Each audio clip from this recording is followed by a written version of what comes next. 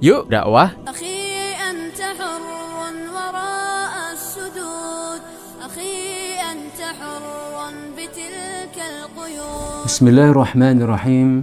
Assalamualaikum warahmatullahi wabarakatuh. Alhamdulillah Rabbil alamin. Wabihi nasta'inu ala umuri dunya waddin. Wassalatu wassalamu ala ashrafil anbiya'i wal mursalin Muhammad bin Abdullah wa ala alihi wa ashabihi wa man tabi'ahum bi ihsanin ila yaumiddin.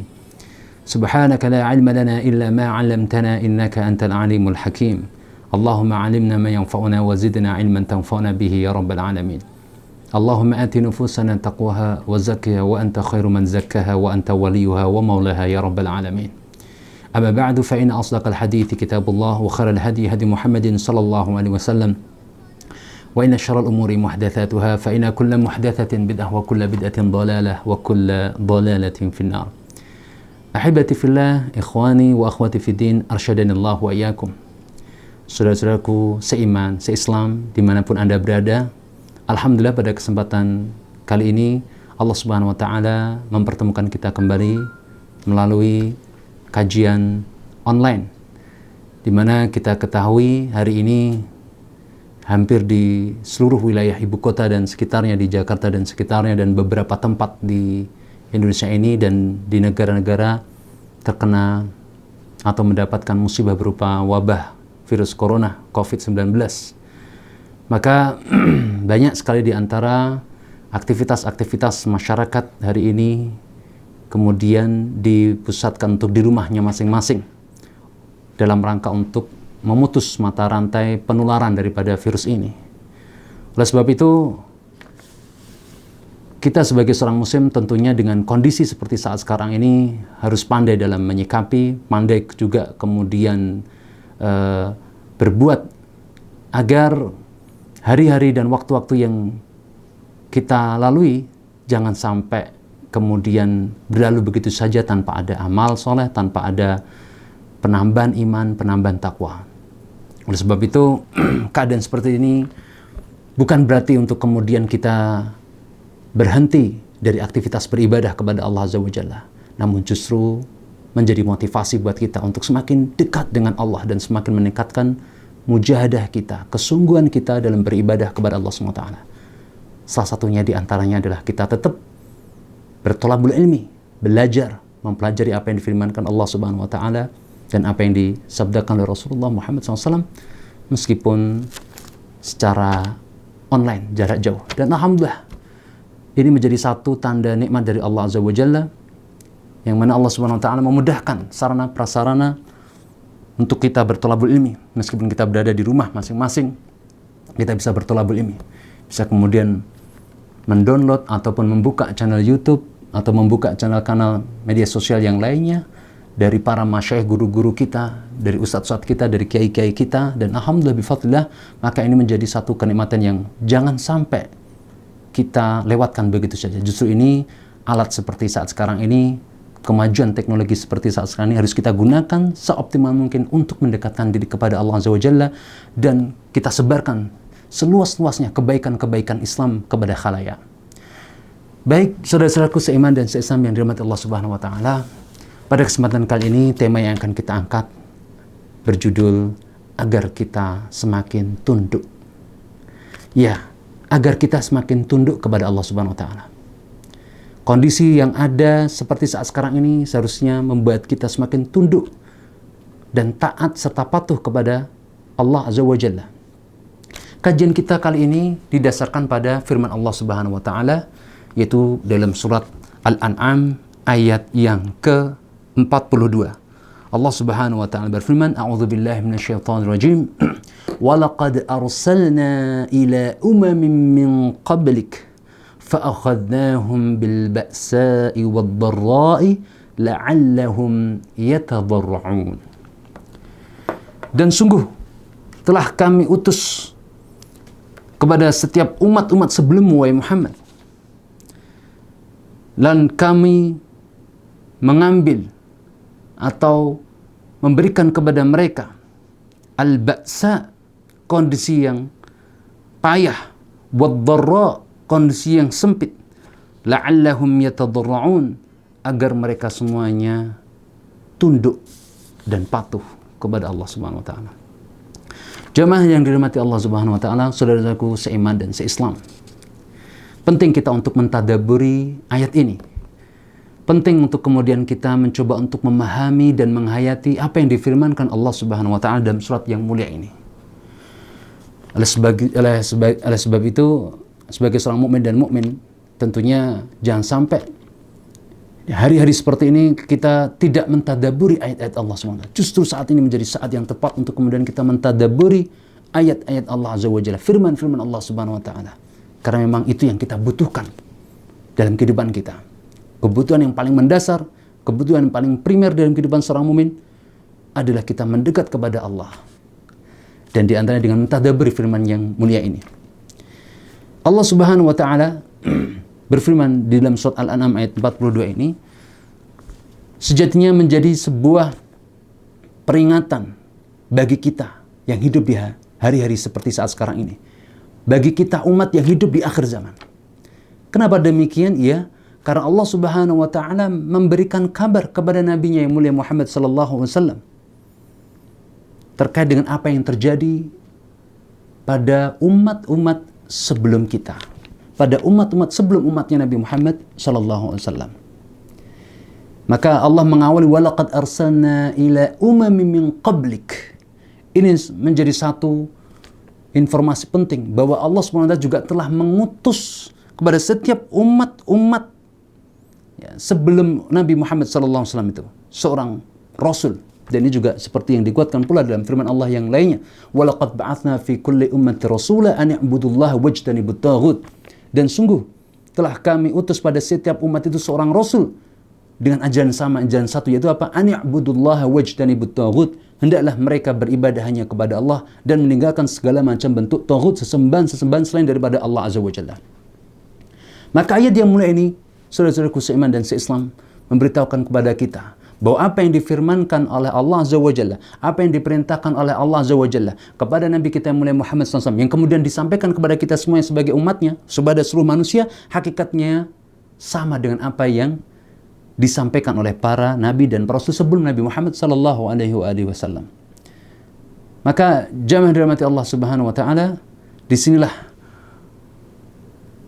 keunggulan dan keistimewaan daripada Islam, agama Islam, bahwa mengimani seluruh para nabi dan para rasul, mencintai seluruh para nabi dan para rasul, baik itu Nabi Muhammad SAW maupun para nabi dan para rasul sebelum Nabi Muhammad alaihi wassalatu wassalam.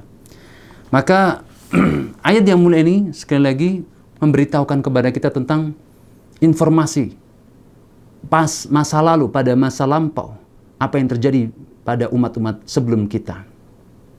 Terkait dengan pembahasan ayat yang mulia ini, tentu saja juga tidak bisa terlepas pembahasan dari ayat-ayat sebelumnya, atau kita kenal dengan munasabatul ayat, dengan ayat-ayat sebelumnya. Maka kalau kita lihat, nanti silahkan saudara-saudara melihat ya di dalam mushaf Al-Quran dan juga Al-Quran terjemah ya, dan penjelasan tafsir para ulama terkait dari mulai ayat 39, 40, 41 dan 42 ini, dan kemudian sampai 43, 44. Maka akan kita dapatkan kelihatannya bahwa ayat yang kita baca barusan, yaitu khususnya terkait dengan ayat 42 ini, Allah Subhanahu wa taala memberitahukan kepada kita tentang apa yang terjadi pada umat-umat sebelum kita. Maka di sini dijelaskan, kita cuplikan sebagai penjelasan dari Imam Al-Qurtubi dalam kitab tafsirnya Al-Jami' li Ahkamil Quran. Beliau menyebutkan bahwa ayat yang mulia ini menjadi sebuah penguat hati, salah satu dari penguat hati untuk Nabi Muhammad SAW. Kenapa? Karena saat itu Nabi Muhammad SAW didustakan. Karena saat itu Nabi Muhammad SAW diacuhkan, diperangi, dimusuhi, dibenci karena apa yang beliau sampaikan, yaitu membawa al-Islam, membawa syariat Islam, membawa wahyu-wahyu Allah Azza wa Jalla. Maka jamaah dirahmati Allah Subhanahu wa taala, ya, itu pun adalah menjadi perkara yang sama yang pernah dialami para nabi dan para rasul-rasul sebelum Nabi Muhammad SAW. Mereka dibenci ketika mereka membawa kebenaran dari Allah Azza wa Jalla. Mereka dibenci ketika mereka menyampaikan wahyu-wahyu dari Allah Azza wa Jalla. Maka dari sinilah ayat ini hadir, kemudian ingin menyampaikan kepada Nabi kita mulia Muhammad SAW bahwa apa yang dialami oleh Nabi SAW adalah sesuatu yang juga pernah dialami oleh para nabi dan para rasul sebelum Nabi Muhammad SAW. Dan sekaligus apa yang terjadi, apa yang dilakukan oleh umat-umat saat itu, mereka mendustakan para nabi dan para rasul. Inilah yang membuat hati Nabi Muhammad SAW sedih. Inilah yang membuat hati Nabi SAW juga merasa berat mengemban beban dakwah ini. Maka pelajaran menarik dari satu penggalan awal ayat ini, jamaah dirahmati Allah Subhanahu wa taala, bahwa memang jalan dakwah untuk memenangkan Islam ini tidaklah mudah. Jalan dakwah untuk memenangkan Islam sering sekali dipenuhi dengan aral rintangan, senantiasa dipenuhi dengan tekanan, ancaman. Karena itulah tabiat dari jalan dakwah ini. Karena memang banyak musuhnya. Musuh dari kalangan setan, dari kalangan jin, dan juga dari kalangan manusia. Mereka bersatu padu untuk menghalang-halangi dakwah tauhid, menghalang-halangi dakwah untuk menyembah hanya kepada Allah, tunduk kepada Allah Azza wa Jalla. Maka disinilah, jamaah dirahmati Allah, korelasi kenapa Nabi Muhammad SAW dihibur dengan ayat yang mulia ini. Agar Nabi SAW jangan merasa sendiri. Agar Nabi SAW jangan merasa ini seakan-akan yang dia alami dia sendiri. Tidak. Ternyata ini juga dialami oleh orang-orang sebelum beliau dan orang-orang yang menapaki jalan para nabi dan para rasul. Begitu pula para sahabat.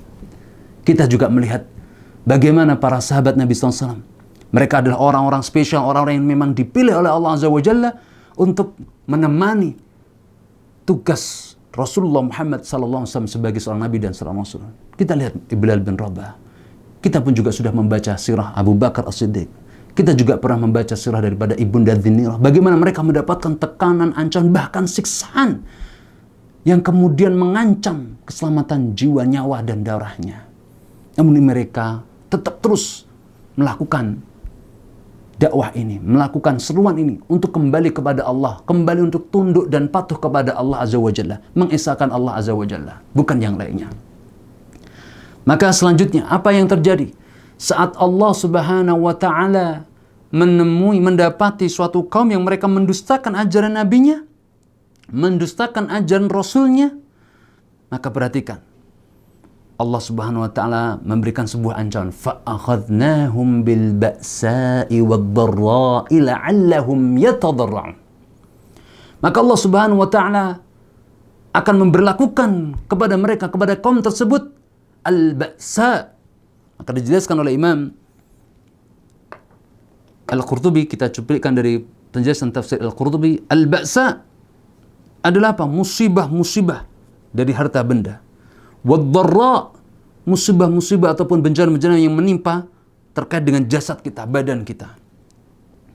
Maka ini hakikatnya jamaah dirahmati Allah Subhanahu wa Ta'ala menjadi uqubah, hukuman yang Allah Subhanahu wa Ta'ala berlakukan bagi hamba-hambanya, bagi makhluk-makhluknya, terutama manusia, dan sekaligus menjadi ujian bagi para hambanya, ujian bagi para orang-orang yang beriman dengan apa yang dibawa oleh Nabi dan Rasulnya. Apakah mereka betul-betul beriman ataukah mereka hanya bermain-main dengan keimanannya? Maka secara keseluruhan, ketika suatu kaum tersebut, ketika kaum tersebut sebagian besar mendustakan apa yang disampaikan oleh para nabi dan rasul, disampaikan oleh Nabi Muhammad SAW, maka Allah SWT akan menunjukkan kemurkaannya dengan menyiksa ataupun dengan mengadab ataupun memberikan hukuman sanksi kepada kaum tersebut, baik itu berupa al-ba'sa wad-dharra.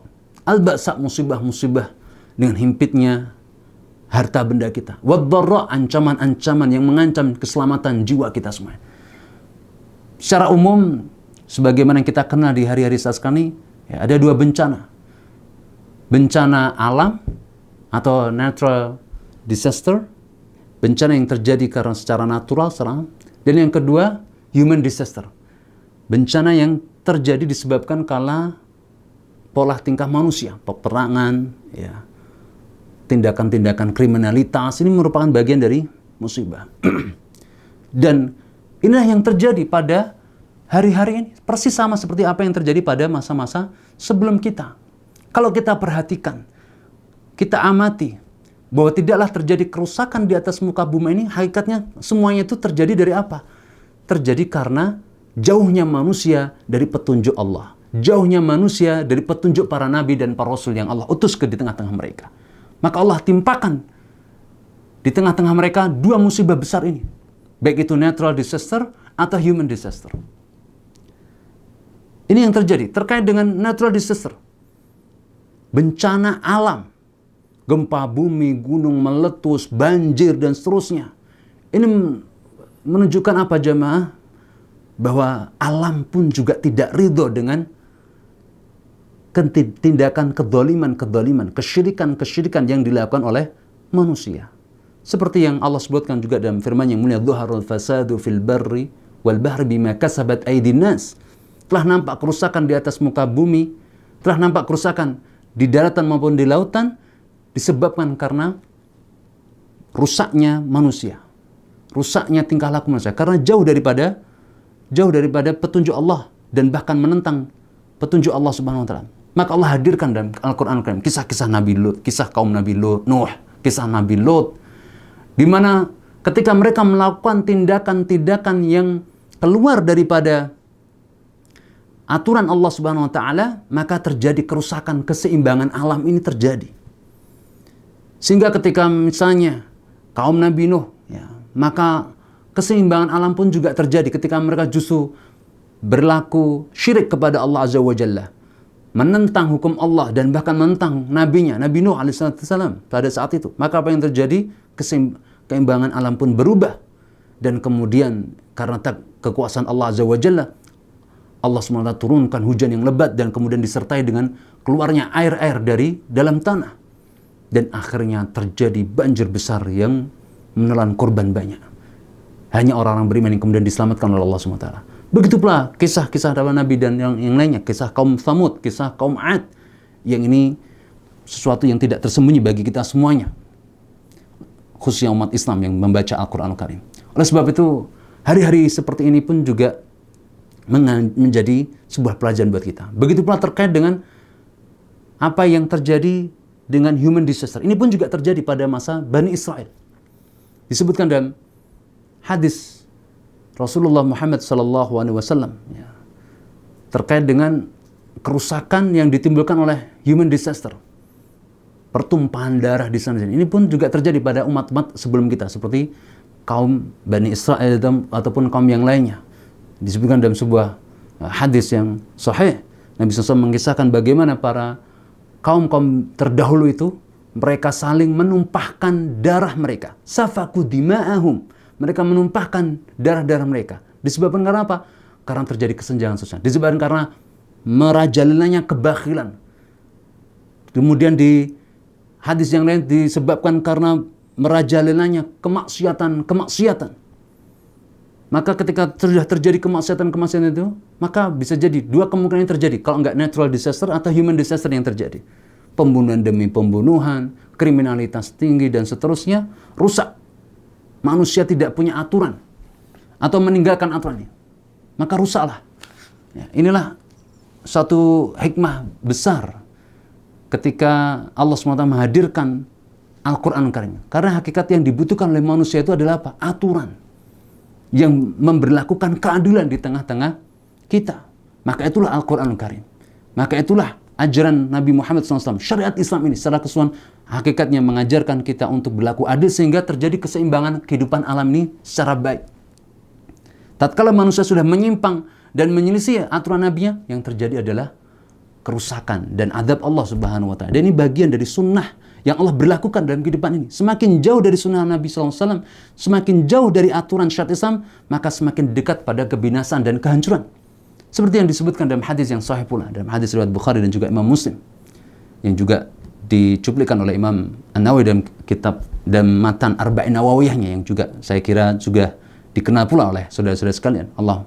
Nabi SAW bersabda dari sahabat yang mulia Abu Hurairah radhiyallahu ta'ala anhu, Innama nahaitukum anhu fajtanibuhu wa ma ataitum bihi wa ma amartukum bihi fa ataitum wa ma amartakum bihi fa'tu minhu mastata'tum. Wa innama ahlaka alladhina min qablikum kathratu masailihim wa ikhtilafuhum ala anbiya'ihim. Abu Hurairah radhiyallahu ta'ala anhu mengisahkan, menyampaikan kepada kita tentang apa yang beliau dengar dari Rasulullah sallallahu alaihi wasallam. Nabi SAW memberikan ketegasan, "Mana haitukum anhu fajtanibuh." Apa yang sudah aku larang, maka tinggalkanlah itu semuanya. Ini syariat, apa yang dibawa oleh Nabi SAW syariat. "Wa ma amartukum bi fa'tu minhu mastata'tum." Dan apa saja yang aku perintahkan kepada kalian, maka lakukanlah itu sesuai kemampuan kalian. Subhanallah, ini ada salah satu bentuk rahmat dalam syariat Islam ini.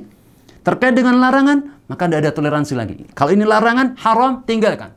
Terkait dengan perintah-perintah Allah, perintah-perintah Rasulullah SAW, masih ada sebuah kaedahnya. Mastata'tum, sesuai dengan kemampuan kalian. Yang bisa sholat, menepati sholat, alhamdulillah. Yang bisa sholat, ditambah lagi sholat sunnah, alhamdulillah. Yang bisa tahajud, alhamdulillah. Sesuai dengan kemampuannya.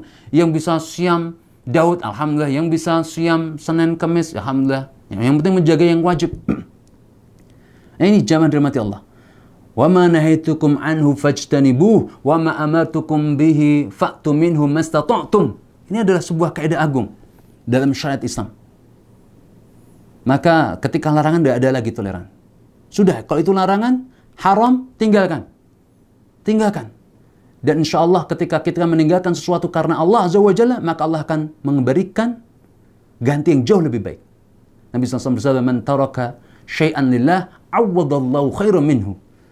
Awwadahullahu khairan minhu.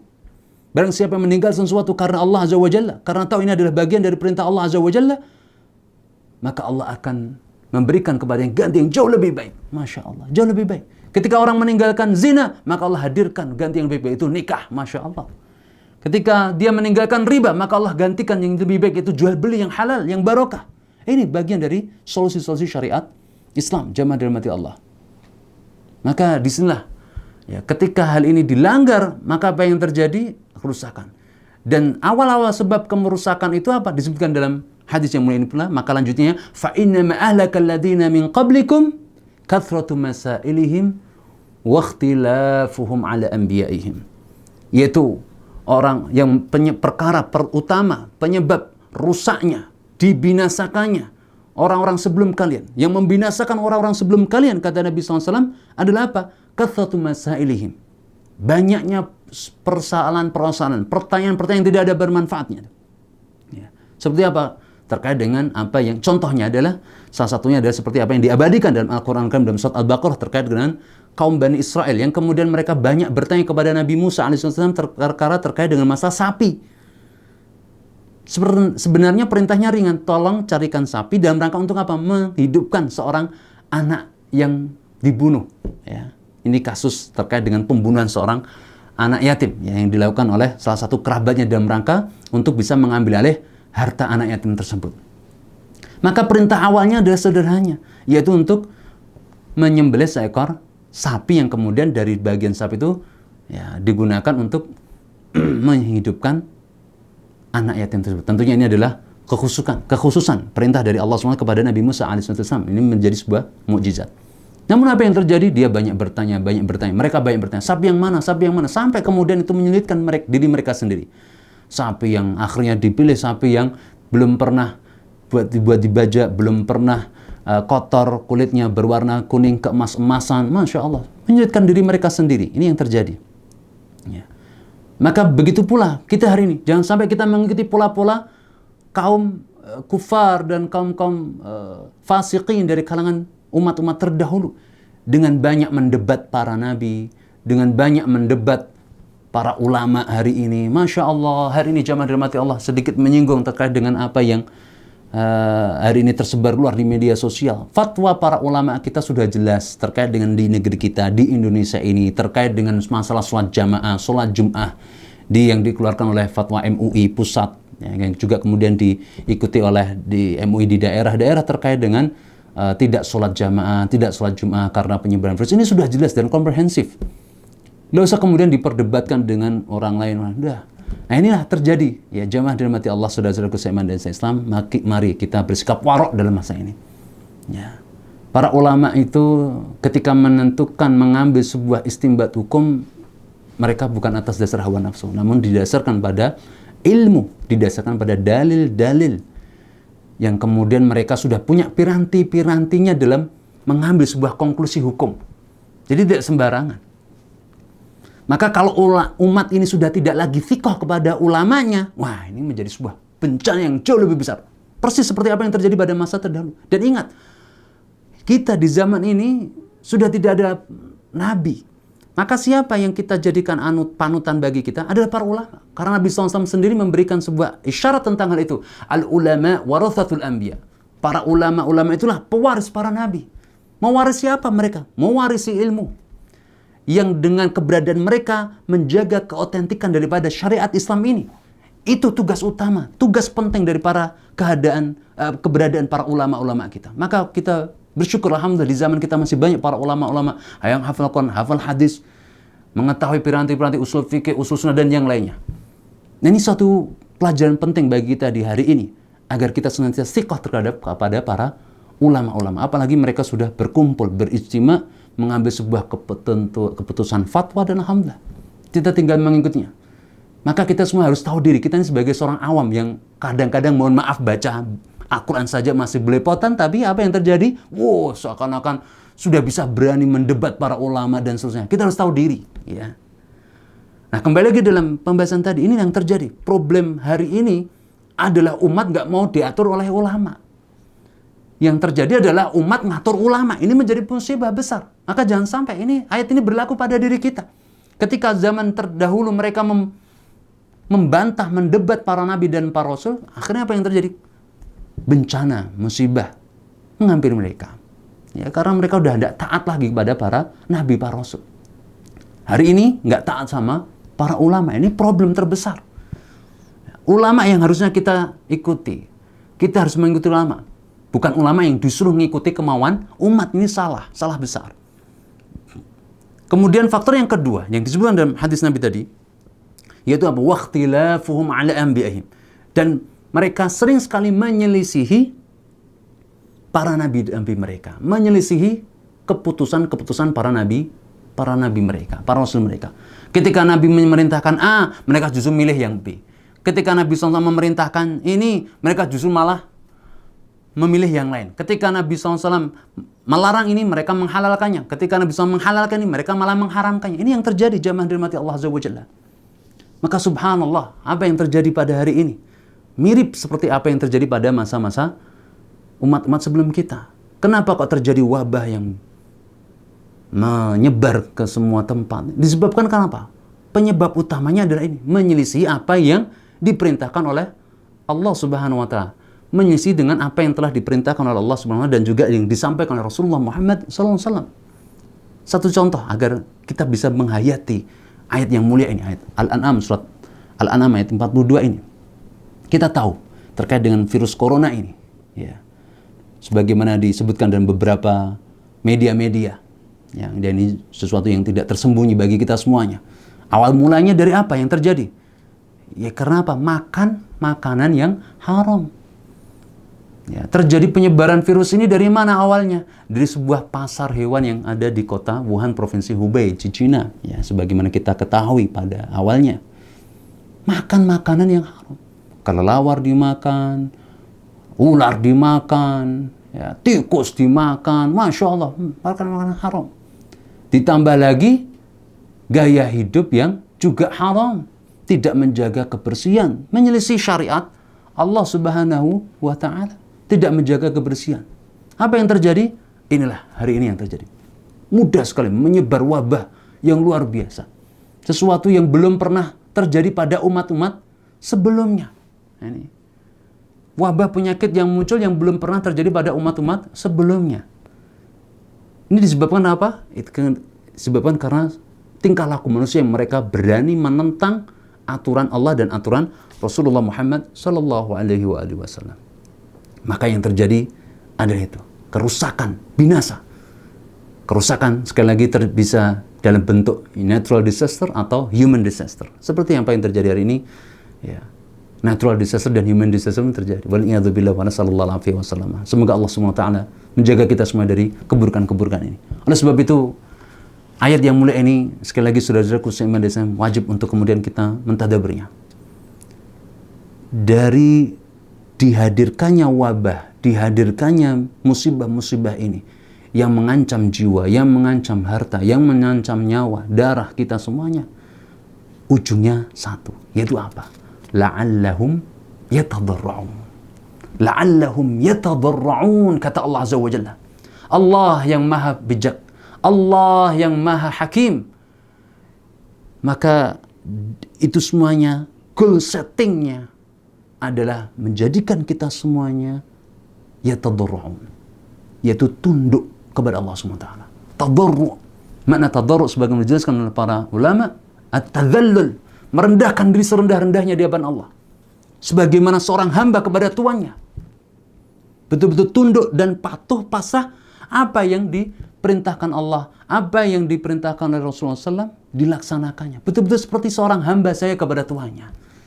Maka itulah goal setting dengan hadirnya musibah-musibah, rintangan-rintangan, ujian-ujian seperti kita saat sekarang ini, agar kita semakin tunduk kepada Allah Azza wa Jalla. Apa yang difirmankan Allah, apa yang disabdakan Rasulullah SAW, sami'na wa ta'na, la'allahum yatadarra'un, agar mereka semakin tunduk. Maka dalam kesempatan seperti saat sekarang ini, menjadi momen bagi kita semuanya, momentum bagi kita semuanya untuk kemudian mensyiarkan lebih luas lagi tentang syariat Islam ini, agar seluruh manusia tunduk dengan ketetapan Allah, agar seluruh manusia taat dengan apa yang sudah dibawa oleh Rasulullah Muhammad SAW dalam syariat Islam ini. Syariat Islam ini hadir dalam rangka untuk mengatur kita, dalam rangka untuk kemudian menjaga kehidupan mereka, martabat mereka, agar mereka hidup dalam keadilan, agar mereka hidup berkeseimbangan dengan alam. Contohnya tadi, misalnya, ketika mereka makan saja tidak memperhatikan halal dan haram, yang terjadi adalah kerusakan, perpindahan virus dari hewan menuju manusia. Ini yang terjadi. Harusnya itu bukan konsumsi buat kita. Itu konsumsi untuk hewan-hewan yang lainnya. Namun kenapa ketika manusia memakan itu perkara-perkara yang haram, yang terjadi adalah penyebaran virus. Begitu pula terkait dengan zina. Ketika zina diharamkan, kenapa itu dilakukan? Maka ini pun juga akan menyebar penyakit-penyakit kelamin, penyakit-penyakit buruk yang terjadi di tengah masyarakat kita. Begitu pula ketika riba ini sudah diharamkan oleh Allah Azza wa Jalla. Maka apa yang terjadi? Kalaupun riba ini tetap terus dilakukan, maka yang terjadi adalah itu tadi. Ya, tekanan orang yang kaya kepada orang-orang yang miskin. Kesenjangan sosial semakin tinggi dan seterusnya. Akan merusak. Akan ini menimbulkan dampak munculnya ya, human disaster tadi. Orang saling satu dengan yang lainnya, terjadi chaos di antara mereka. Perebutan makanan, rebutan ekonomi dan seterusnya. Nah inilah saudara-saudaraku seiman dan seislam perlu untuk kita fahami, la'allahum yatadarra'un, agar kita semakin tadarru' kepada Allah Azza wa Jalla. Wajib bagi kita umat Islam hari ini untuk kemudian mempelajari Islam, syariat Islam. Bagi umat Islam, hari ini menjadi hari yang kemudian tepat untuk kemudian kita gulirkan sebuah gerakan ngaji fikih. Ya, ini penting. Gerakan untuk mengetahui hukum-hukum Islam. Hampir, Masya Allah, kita dapatkan hari ini banyak keluhan-keluhan, pertanyaan-pertanyaan yang ini menunjukkan bahwa umat Islam hari ini jauh daripada syariat Islam. Masih ada yang tanya, Mas, kelelawar itu haram atau halal? Lah, gitu kan. Mas, babi itu halal atau haram? La ilaha illallah. Ditambah lagi mereka juga nggak tahu tentang tata cara toharoh. Maka hari ini menjadi momentum tepat bagi kita untuk menyadarkan diri kita sebagai seorang umat Islam. Apa yang harus kita lakukan hari ini? Yang pertama kali yang harus kita tadarruk kepada Allah dalam bentuk thalabul ilmi. Dalam bentuk untuk kemudian kita belajar. Baca fikih itu khatam. Dari mulai salah bab toharoh sampai bab siasah syariah, khilafah Islamnya. Ini harus khatam. Banyak di antara kita yang nggak ngaji tentang masalah ini. Ya, tentang masalah toharoh. Kalau kita amati semuanya, Masya Allah, apa yang terjadi dengan wabah penyakit hari ini ya terkait dengan masalah toharoh ini juga. Banyak di antara kita yang tidak peduli dengan masalah toharoh kesucian. Ya. Bab sholat, bab kemudian nikah, bab kemudian muamalah, yang kemudian disusun secara kodifikasi yang baik sekali, yang sistematis oleh para ulama-ulama kita. Ini sangat penting untuk kemudian kita baca semuanya, kita mengetahui. Karena memang syariat Islam inilah yang bisa menjadikan kita ini tunduk kepada Allah. Dan ini indikator utama seseorang itu dikatakan tunduk kepada Allah saat dia berpegang teguh dengan syariat Islam. Namun apa yang terjadi dengan hari ini? Sungguh sangat ironis sekali, banyak orang Islam yang justru malah tidak takut atau tidak taat kepada Allah Subhanahu wa taala dan tidak mau belajar Islam. Justru yang dia pelajari adalah syariat kapitalisme. Yang dia pelajari adalah syariat komunisme. Yang dia ajari adalah demokrasi, syariat demokrasi. Wal'iyadzubillah. Umat Islam harusnya belajar yang pertama kali adalah syariat Islam. Dan itulah yang harus kita kerjakan dan kita terapkan dalam kehidupan kita sehari-hari. Maka inilah goal setting daripada apa yang Allah pergulirkan dalam kehidupan manusia ini. Dari mulai musibah-musibah yang ini semuanya disebabkan karena mereka menyelisih daripada perintah Allah dan perintah Rasulnya. Maka Allah hadirkan wabah-wabah. Maka Allah hadirkan mara bencana. Maka Allah hadirkan musibah-musibah. Namun ini semuanya bagi orang beriman, hakikatnya apa? La'allahum yatadarrun. Dan bagi seluruh manusia, agar semuanya la'allahum yatadarrun, agar mereka semuanya taat dan tunduk kepada Allah. Ya, karena memang tidak ada yang bisa berkuasa dalam masa ini kecuali hanya Allah Azza wa Jalla. Kembali lagi kita ambil ibrah. Korelasi antara ayat ini dengan wabah virus corona yang terjadi pada hari ini. Coba misalnya. Virus corona hakikatnya dia adalah makhluk, salah satu dari makhluk-makhluk Allah Azza wa Jalla. Jangan kemudian kita berlebih-lebihan untuk kemudian kita, wah ini virus. Yang kemudian kita bersikap berlebih-lebihan. Maksud saya berlebih-lebihan adalah seakan-akan yang menjadikan momok kesalahan utamanya adalah virus ini. Jangan, ini nggak fair, nggak adil. Karena virus, dia hidup sesuai dengan tabiatnya yang Allah gariskan untuknya. Fitrahnya dia sebagai virus. Ya. Kenapa kok dia seperti itu? Karena mungkin ada sebabnya yang kemudian memicu kenapa dia kemudian menyerang kepada manusia, seperti yang kita sampaikan di pembahasan tadi, yaitu salah satunya ada ketika manusia melanggar daripada aturan syariat Allah, memakan makanan perkara yang haram, ditambah lagi menerjang syariat terkait dengan masalah haram, tidak menjaga kebersihan, sehingga yang terjadi adalah itu. Tabiat virus memang seperti itu. Maka yang salah apa? Yang salah adalah kita karena nggak taat kepada syariat Allah SWT. Maka dari sini nih kita kemudian harusnya paham dan sadar diri. Hakikatnya kitalah manusia yang menjadi penyebab utama yang munculnya wabah ini. Karena apa? Kita nggak taat kepada perintah Allah. Maka yang kita musuhi adalah apa? Jamaah dan mati Allah, saudara-saudara semua. Yang kita musuhi, yang harus kita rubah, yang harus kita ganti, itu adalah pola hidup kita. Harus disesuaikan dengan syariat Islam. Bertaubat kepada Allah Subhanahu wa Ta'ala. Sama persis. Kita analogikan aja dengan masa virus. Ketika kita mengusik ya, kenyamanan hidup harimau misalnya. Harimau yang hidup tenang, kemudian kita usik hidupnya. Apa yang terjadi? Dia akan melawan kita. Dia akan kemudian meneror kita. Dia akan kemudian memangsa kita. Boleh jadi karena defense. Ya. Begitu pula boleh jadi virus corona kenapa ini menyebar ya karena itu. Dia ya makhluk, salah satu dari makhluk Allah Azza wa Jalla. Ya. Dan ini salah satu dari boleh jadi ya. Allah Subhanahu wa Ta'ala mengingatkan kita dengan virus corona bahwa suatu makhluk yang kecil namun membuat seluruh alam ini panik semuanya. La ilaha illallah. Makhluk orang kecil membuat kesombongan seluruh negara-negara yang hari ini keluar-keluar ekonomi yang paling kuat, paling maju, nggak bisa digoyang dengan apapun, semuanya Masya Allah teriak-teriak. Ya, dan hampir membuat negara itu goncang ekonominya, goncang kesehatannya, manusia terjadi ketakutan yang luar biasa. Nah ini jamaah dirahmati Allah. Siapa yang kemudian menguasai virus ini? Tidak lain dan tidak bukan hanya Allah. Jika Allah berkehendak, kalau ingin menyebarkan seluas-luasnya, bisa terjadi. Dan jika Allah berkehendak untuk kemudian menghilangkan virus ini, Allah yang terjadi. Maka la'allahum yatadarra'un. Kembali lagi dalam ayat ini. Agar kita semua tadarruk kepada Allah. Maka pertama kali yang harus kita lakukan adalah bertaubat kepada Allah. Inabah kembali kepada Allah Azza wa Jalla. Dan kemudian melaksanakan syariat-syariat Allah Azza wa Jalla. Insya Allah ini menjadi sebuah jalan utama. Dan pertama yang harusnya dilakukan oleh seorang muslim ketika menghadapi musibah wabah seperti ini. Wabah yang menyebar seperti saat sekarang ini. Dan kita juga harus ingat. Ketika kalaupun sampai ini terjadi pada diri kita. Nasallallahu alaihi wasallam. Maka tetap kita harus sabirun muhtasiban. Kita harus bersabar dan berihtisab kepada Allah Azza wa Jalla. Dan betul-betul kita mengharap bahwa sakit kita ataupun apa yang menimpa diri kita dalam masa-masa sulit seperti saat sekarang ini hakikatnya insya Allah menjadi bagian dari pundi-pundi amal-amal soleh kita yang kemudian insya Allah diterima oleh Allah Azza wa Jalla dan menjadi pemberat timbangan kebaikan kita di hari kiamat nanti. Jangan lupa ini kita sisipkan dalam kehidupan kita, dalam keseharian kita. Hari ini beras kita sedikit, kebutuhan kita hari ini sangat dikurangi dan seterusnya. Kita hanya di rumah saja dan seterusnya. Ini bagian harus kita hadirkan sikap sabar dan sikap ihtisab, sabran muhtasiban sebagaimana yang disebutkan dalam hadis sahih. Ya, ketika wabah ta'un terjadi, maka seorang ketika berada di sabran muhtasiban fi baladihi kana lahu ajru syahid. Ya, maka baginya seperti pahala orang yang mati syahid. Ya, dan dijelaskan oleh para ulama wa illam yamut, meskipun dia belum mati. Maka ini menjadi sebuah fadilah keutamaan yang luar biasa bagi kita sebagai seorang mukmin menghadapi segala masalah. Ini hakikatnya menghantarkan kita agar kita semakin tunduk kepada Allah Subhanahu wa taala. Maka benarlah sabda Rasulullah SAW, kehidupan orang beriman itu memang sungguh menakjubkan. Ajaban li amril mu'min. Sungguh menakjubkan kehidupan orang beriman itu.